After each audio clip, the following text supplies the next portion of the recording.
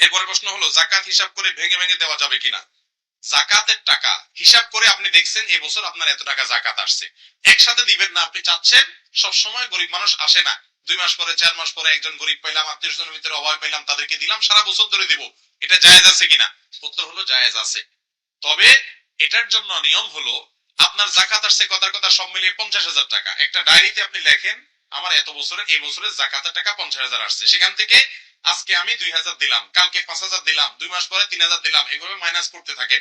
এবং পরিবারের লোকদেরকে জানায় রাখেন যে আমার জাকাতের টাকা এত আসছে, এই ডায়েরিতে লেখা আছে, হালনাগাদ এত বাকি, এত দেওয়া হয়েছে, যাতে করে আমার মৃত্যু হয়ে গেলে সাথে সাথে তোমরা বাকি টাকাটা পরিশোধ করতে পারো, গরিবের জন্য হক পৌঁছে দিতে পারো। এইরকম আলাদা করে ফেলা, হিসাব আলাদা করা এবং আপনার সবকিছু আলাদা করে সেটাকে ভেঙে ভেঙে দিলে জায়েজ হবে। এরপরে প্রশ্ন হলো, নামাজ কাজা হলে কাজা নামাজ কোন সময় আদায় করা উচিত? যেমন ফজর নামাজ কাজা হলে জোহরের জামাতের আগ মুহূর্তে পড়া যাবে কিনা বা পরে পড়া যাবে কিনা?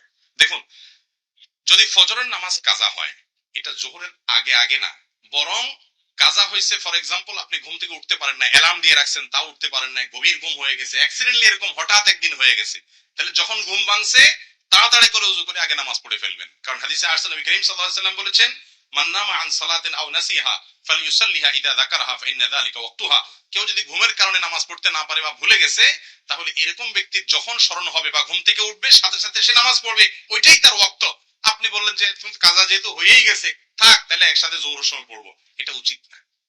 উচিত হলো কি করা ভাই, ঘুম থেকে উঠার পর যদি নিষিদ্ধ সময় না হয়, তাহলে ওই টাইমে কি করা, 7টা বাজে ঘুম ভাঙছে, 8টা বাজে ভাঙছে, 9টা বাজে ভাঙছে, তাহলে উজু করে অন্য কাজ করে আগে নামাজটা পড়ে ফেলান, তারপর অন্য কাজ করবেন। আর যদি আপনি সেটাকে বিলম্ব করেন, তাহলে জোহরের ওয়াক্তের আগে আগে, জোহরের নামাজের জামাতের নামাজ পড়ার আগে আগে আপনি কি করবেন, এই ফজরটা পড়ে ফেলবেন। আর যদি কোনো কারণে এত দেরি হয়ে গেছে যে আরেক ওয়াক্ত নামাজ শেষ হয়ে যাচ্ছে এমন অবস্থা, তাহলে সেই ওয়াক্তটা পড়ে ফেলবেন, তারপরে কাজা করবেন। এরপরে প্রশ্ন, আমার বেতন অল্প পরিবারের সাথে থাকলে আমার ঋণ করে চলতে হয়, এক্ষেত্রে আমার কি করা উচিত? আমার বিয়ে করা বউ বাচ্চাও আছে। দেখুন ভাই, উপার্জন কম থাকলে আমাদের জীবনে একটা বড় সমস্যা হলো যে আমরা অনেকে ঋণগ্রস্ত হয়ে পড়ি। দেখুন ভাইরা, আল্লাহ তাআলা আমাকে যতটুকু সামর্থ্য দিয়েছেন, ওই সামর্থ্যের মধ্যে আমি সুখ খোঁজার চেষ্টা করব, যতটুকু দিয়েছেন ততটুকু। সেখান থেকে যদি আপনি আরো বেশি চান, তাহলে আপনি ঋণ নিতেই থাকবেন, কখনো চাহিদা শেষ হবে। ডাল আর ভাত খান, ওর মধ্যে শান্তি পাওয়ার চেষ্টা করেন। আল্লাহ তাআলা আমাকে এটুকু দিয়েছেন, আফ্রিকায় বহু মানুষ থাকে যারা এই ডাল ভাতটাও জোগাড় করতে পারে না, তাদের চাইতে আল্লাহ আমাকে 1000 গুণ ভালো রেখেছেন। আর ইমানদারের ভোগের জায়গা তো দুনিয়া না, ভোগের জায়গা কোথায়? আখিরাতে। সামান্য সময় পার করে আমরা আখিরাতে চলে যাবো ইনশাআল্লাহ। সেই চেষ্টা করলে দেখবেন আল্লাহ তাআলা সহজ করে দিবেন। আল্লাহকে পাইতে কি মাধ্যম লাগে? আল্লাহ তাআলা কোরআনে কারীমে একটা আয়াতে বলেছেন, ওয়াবতাগু ইলাইহিল ওয়াসিলা, তোমরা আল্লাহর কাছে যেতে ওসিলা তালাশ করো। এটা তরজমা আমাদের অনেক হুজুররা করেন যে আল্লাহ বলছেন আল্লাহর কাছে যেতে উসিলা লাগবে, তাহলে এবার কি লাগবে, একজন মাধ্যম লাগবে। এই মাধ্যমরে ধরলে তিনি একেবারে আল্লাহর কাছে আমারে পৌঁছাই দিবেন, অর্থাৎ দালাল লাগবে, মাধ্যম লাগবে না ভাই। এই আয়াতের অর্থ এটা না। বাংলা উসিলা আর আরবি আল্লাহর আয়াতের উসিলার অর্থ এক না।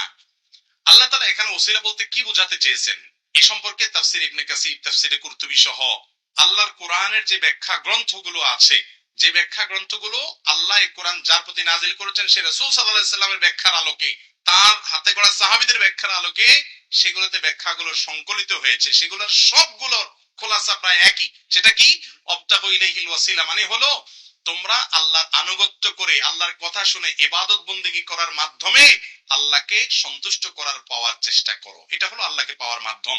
কোন ব্যক্তি আপনাকে আল্লাহর কাছে পৌঁছাই দিবে, এরকম কোন ব্যক্তিকে আল্লাহ রাব্বুল আলামিন কোন কন্ট্রাক্টরই দেন নাই।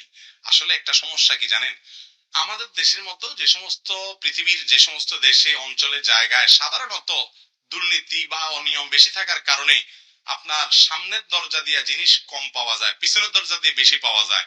হ্যাঁ, সামনের দরজা দিয়ে কি নাই, টিকিট নাই, টিকিট শেষ, কিন্তু পিছনে ঠিকই কালোবাজারের কাছে টিকিট আছে। এরকম টেবিলের উপর দিয়ে কিছু নাই, তল দিয়ে হাত ঢুকে পয়সা দিলে ঠিকই হয়। আমরা মনে করি আল্লাহর কাছে বোধহয় এরকমই একই সিস্টেম, মনে হয় ডাইরেক্ট আমল টামল করে হবে না, আল্লাহর কিছু দালাল টালাল হুজুররা আছে, এদেরকে কিছু গোষ্ঠীর দিয়ে দিলে মনে হয় পার হয়ে যাবে। এটা ভুল ধারণা। আল্লাহর কাছে এই সমস্ত কোন দালালের সিস্টেম, আমল যে করবে আল্লাহকে সে পাবে, আমল করবেন না হুজুরের টাকা পয়সা দিয়ে ভাষায় ফেলবেন, তাতে কিছুই লাভ হবে না। এরকম কোন সিস্টেম আল্লাহর কাছে নাই। আমল করতে হবে সরাসরি। আল্লাহ রাব্বুল আলামিন তার নবী করিম সাল্লাল্লাহু আলাইহি সাল্লামের কাছের মানুষ আত্মীয় স্বজনদের অনেককে জাহান্নামে দিবেন। দিবেন কি দিবেন না? তার চাচা আবু তালেব, তাকে পেলেছেন সারা জীবন, অথচ তার জাহান্নামে সবচেয়ে সহজ মানে সবচেয়ে কম শাস্তি তিনি পাবেন, তাও তাকে যেতে হবে সেখানে। বুখারীর হাদিসে আসছে। কেন? কারণ হলো তিনি নবী করিম সাল্লাল্লাহু আলাইহি ওয়াসাল্লামের ঈমান প্রকাশ করেন নাই। এজন্য নিজের ঈমান আমল থাকলে আপনি মুক্তি পাবেন, না থাকলে আপনি কোনো হুজুরের দোস্ত হইলেও কোনো লাভ হবে